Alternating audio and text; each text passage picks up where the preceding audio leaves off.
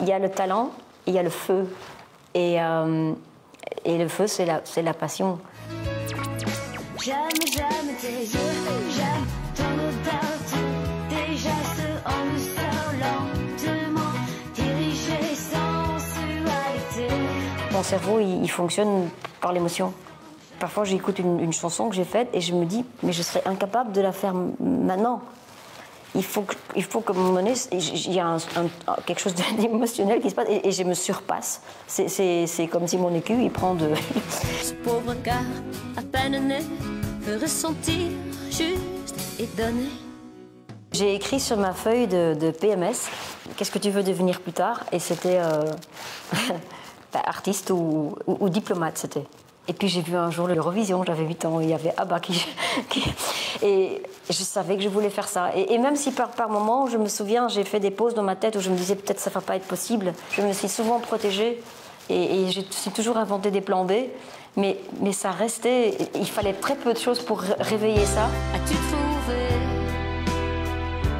dans les feux, dans les flammes, ton idéal rouge ardent? Donc je dois me protéger en fait contre ma propre passion, parce que passion c'est musique et puis passion c'est effectivement aussi c'est pour ça que j'étais très mal à vrai dire dans le Covid, je supporte pas l'injustice. Et donc cette passion elle est aussi forte quand je m'engage humainement. On doit apprendre à nos enfants le plaisir de s'engager, parce que c'est ça, c'est un pur plaisir. Je me suis posé la question, est-ce que je quitte pour aller en Afrique et pour vraiment faire que ça et aider les gens? Mais pour moi, c'est toujours important de se dire, ok, mais jusqu'où est-ce que c'est moi qui paye le prix ou c'est tous les autres qui payent le prix? Et pour moi, c'est là où je me dis stop. Deux étrangers au bout du monde, si différents. Deux inconnus, deux anonymes, mais pourtant pulvérisés sur l'autel de la violence éternelle. Cette passion que j'ai par exemple pour un meilleur monde, je dois aussi mettre mes barrières. Et donc par exemple quand je deviens trop engagée, j'ai fait l'album Rouge Ardent, où je me suis inventé une histoire d'amour. Et du coup je me suis dit, je ne vais plus écrire des chansons engagées, je vais...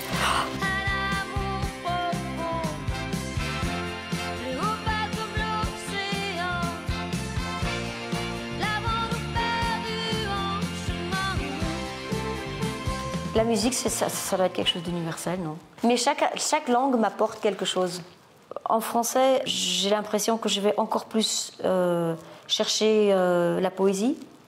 En anglais, il faut aussi une dose de poésie et surtout de métaphore, mais on peut être parfois un peu direct. Et parce qu'on a l'habitude, et c'est beau, c'est l'histoire de la musique anglo-saxonne.